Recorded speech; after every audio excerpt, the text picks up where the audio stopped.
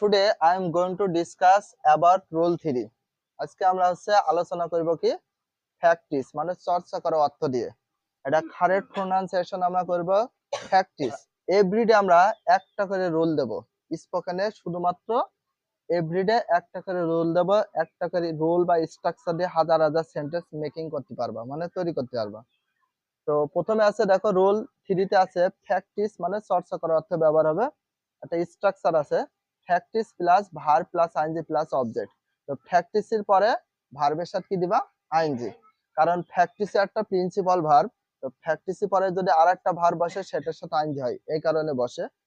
Object ইচ্ছা হলে দিবা, না হলে নাই। অর্থের সাথে মিল রেখে যে অবজেক্ট দেওয়ার প্রয়োজন হলে দিবা, না হলে নাই।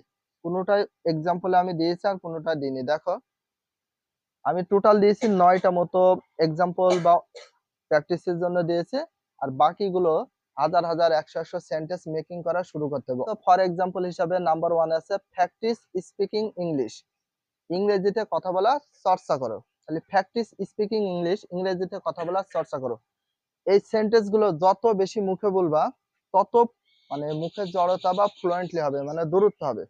এভাবে প্র্যাকটিস করবে অনেকবার করে। প্র্যাকটিস স্পিকিং ইংলিশ, ইংরেজি পড়ার চর্চা করো। প্র্যাকটিস স্পিকিং ইংলিশ, ইংরেজি পড়ার চর্চা করো। প্র্যাকটিস ড্রাইভিং, চালানোর চর্চা করো। প্র্যাকটিস রিডিং, পড়ার চর্চা করো। প্র্যাকটিস রাইটিং, লেখার চর্চা করো।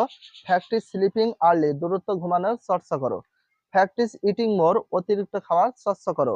প্র্যাকটিস হেল্পিং, সাহায্য করার চর্চা করো। প্র্যাকটিস ওয়ার্কিং হার্ড, কঠোর পরিশ্রম করার চর্চা করো। প্র্যাকটিস লিসেনিং ইংলিশ, কোনো কিছু চর্চা করার অর্থ কি ব্যবহার করবে? প্র্যাকটিস। তাহলে এইভাবে practice speaking English, practice driving, practice reading, practice writing, practice sleeping early, practice eating more, practice helping, practice working hard, practice listening English.